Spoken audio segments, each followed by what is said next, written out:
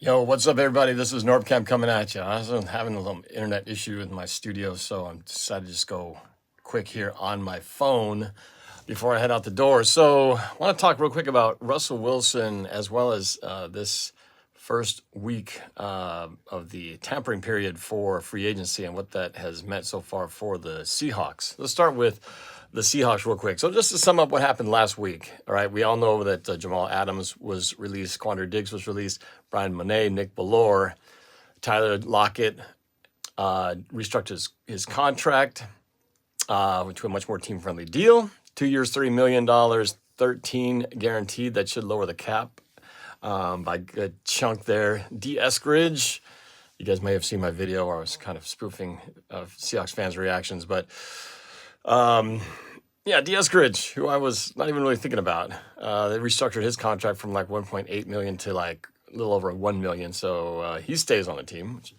a bit of a shocker, but hey, whatever. Then the big news that has splashed so far relating to the Seahawks on free agency today. First of all, the biggest one, Jordan Brooks, who was a free agent, goes to the Dolphins for a 3-year, $30 million contract. Don't know how much is guaranteed. I'm guessing somewhere in the range of 15 million, something like that. That was the highest price of the Seahawks free agents to go. Then there was Kobe Parkinson, one of our tight ends, goes to the Rams for 3 years, 22.5 million, 15.5 guaranteed. And then Will Dissly, other tight end who we just released, he goes to the Chargers, 3 years, 14 mil, 10 million guaranteed. Bobby Wagner, likely to go test free agency somewhere else, so not looking like he's coming back. So massive holes for the Seahawks.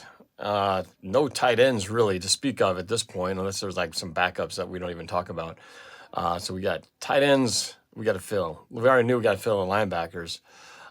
So more guys going out than guys coming in at this point. But then again, pretty typical for Seahawks free agency, right? The Seahawks always seem to kind of sit for a while before and not really get into that first wave of players coming in. So far, nothing's really changed at this point.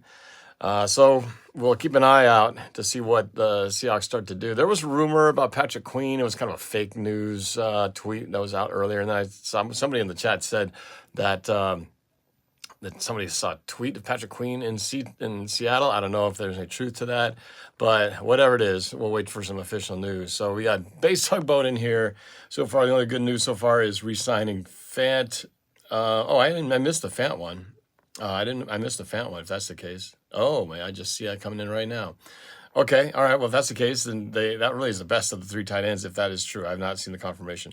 Isaiah Lewis confirming that Jordan Brooks situation. C. King, what's up? Snowcat. Yeah, I would love to see Patrick Queen. That was probably the first name that came up in terms of guys we'd like to see here. Daniel Berry Sports Highlights, what's going on? Saijan, how's it going? Yoda Soda, the late name I haven't seen in a while. He said, why have the Hawks done nothing? They're buying their time. It's just kind of what they do. All the big splashes are happening right now. Yoda Soda, we could have gotten so much. So we did get Fant. All right. Let's see. We re-signed Williams. We need Patrick Queen, says Yoda. Snowcat says, I wouldn't say fake.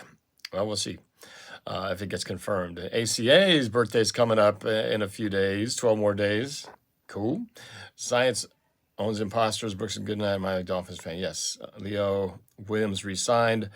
So there you go. We'll find out what the deal is. But real quick on the Wilson thing, Wilson is, as y'all have probably seen the news by now, going to the Steelers for a 1-year deal, $1.2 million. I think this is actually a really good situation for Russell Wilson. Coming off of the 2 bad seasons in Denver, I think he's going to go to the Steelers in a situation where there's no high expectations. You got Mike Tomlin, stable coach. You got strong tight end in there with Freiermuth. You got good running game, strong defense. I think if he leans on the play action passing game with the Steelers and plays more to his style, he might actually do pretty well there. I mean, what do they got to lose? 1.2 million, it's a 1-year deal. They could cut him, they could keep him, they could bench him. I mean, really, the options are wide open.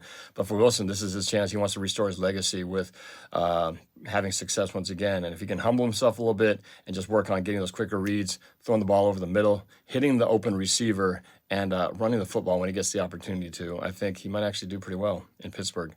I'm mixed emotions on how I feel about seeing him succeed. But I guess the fact we got the best of the deal, my hard feelings are over. But it's definitely going to be fun to watch. We don't play them next year, but the Broncos do play the Steelers next year. So it's going to be interesting to see what kind of reaction he gets when he returns to Denver in a Steelers uniform.